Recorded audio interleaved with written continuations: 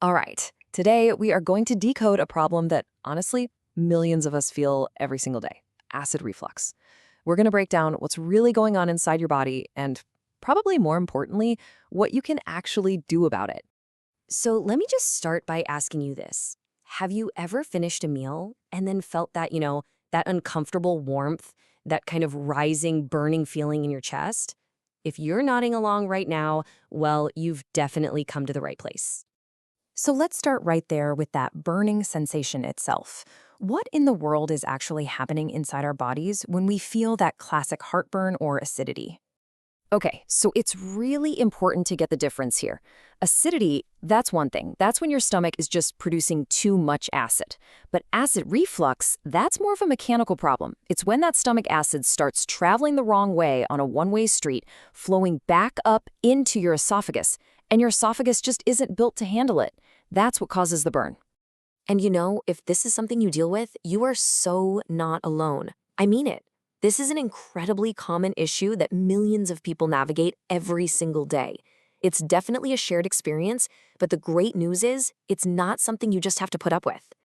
So, to actually manage the problem, we first have to understand what's causing it in the first place, right? So, let's play detective for a minute and uncover some of the most common triggers for acidity.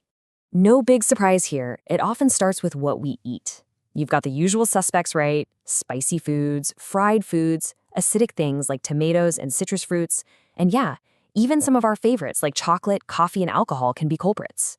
But it's not just what you eat, it's also how you eat. Big meals or eating right before bed can be huge triggers. And it goes way beyond food.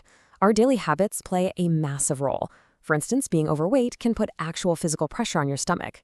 Smoking can weaken the little valve that's supposed to keep all that acid down. Even something as simple as wearing a tight belt can make things worse. And oh man, stress, that's a big one.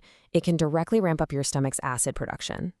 And then, of course, sometimes there are deeper medical reasons. Things like a hiatal hernia, or the physical pressures that come with pregnancy, or even certain medications. They can be the real root cause of that frustrating acid reflux. Okay, so now we know the potential causes. Let's talk about the body's warning signs. Because, while some of them are pretty obvious, others can be surprisingly sneaky. Most of us are familiar with heartburn, that burning in the chest, and maybe that awful sour taste. But acid reflux can pop up in ways you would never expect.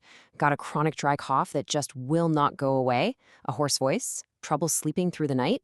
Believe it or not, that could be stomach acid irritating your throat and air maze while you're lying down. So the big takeaway here is that the warning signs aren't always in your stomach. Okay, we've defined the problem, we've looked at the triggers, we've recognized the symptoms, so what on earth can you do about it?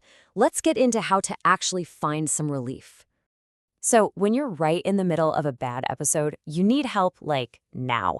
These 4 steps are your go-to first line of defense. First, sit up.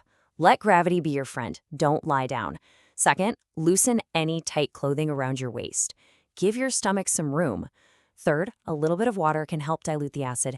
And, of course, over-the-counter antacids are literally designed for this exact moment.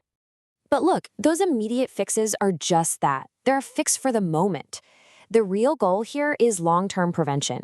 And that really comes down to building a healthier lifestyle overall. A lot of this comes back to just being more mindful about eating. Keeping a food diary is such a powerful tool for figuring out your own personal triggers. Eating smaller meals more often puts way less pressure on your stomach. And choosing low-acid foods like bananas, oatmeal, and green veggies can make a world of difference. Oh, and here's a pro tip. Drink your water between meals, not during them, so you don't overfill your stomach. Simple changes to your lifestyle can have a truly massive impact. Maintaining a healthy weight, quitting smoking, finding ways to manage stress, these all tackle the root causes we were just talking about. And here's a simple little hack. Just propping up the head of your bed a few inches uses gravity to keep that stomach acid right where it belongs all night long. I really love this quote from our source material at Arca and Agraha Hospital. It really gets to the heart of it. This isn't just about managing symptoms, it's about empowerment. When you understand the why, you get the power to actually take control of your health.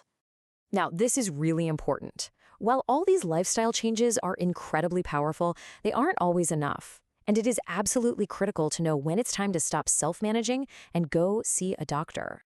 These right here are the red flags that you should never, ever ignore. if you're getting heartburn more than a couple of times a week, if it hurts to swallow, or if you notice any of these more serious symptoms like losing weight without trying or having severe chest pain, it is time to see a doctor. Seriously, these could be signs of something more serious going on. And we really want you to know where this guidance is coming from. All the information we've talked about today is grounded in expert medical advice from the incredible team at Arka Anugraha Hospital, who are specialists in digestive health. And when we say specialists, we mean it.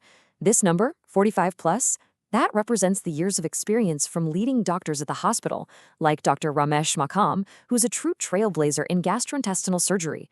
So this advice is backed by decades of dedicated hands-on practice. So we'll leave you with this final thought.